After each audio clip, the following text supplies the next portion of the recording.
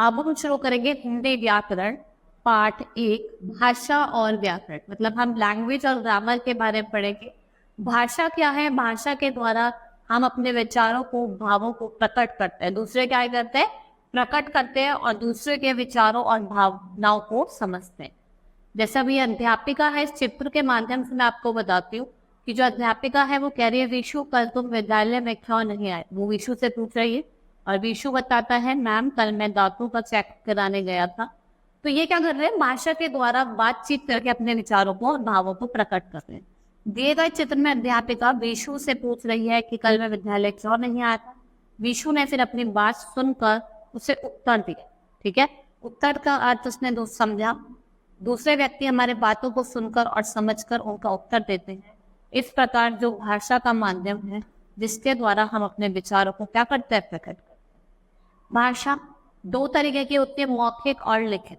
मौखिक भाषा वो होती है ओरल लैंग्वेज, जब हम अपनी बातों को बोलकर और दूसरे की बातों को सुनकर समझते हैं, उसे क्या कहा जाता है? मौखिक भाषा।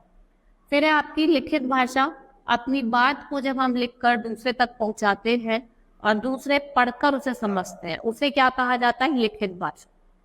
फिर हम बात करेंगे लिपि, जिसे हम स्क्रिप्ट कहते हैं।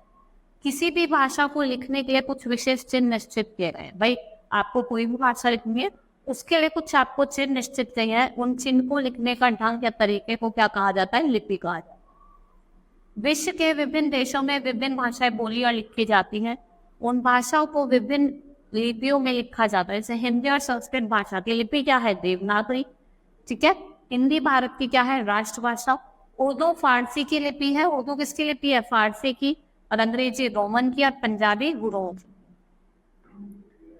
अब हम बात करेंगे व्याकरण ग्रामर की। जिस प्रकार सड़क पर आप देखते हैं चलने के लिए यातायात नियम बनाए जाते हैं, इसी प्रकार भाषा को लिखने के लिए नियम बनाए गए।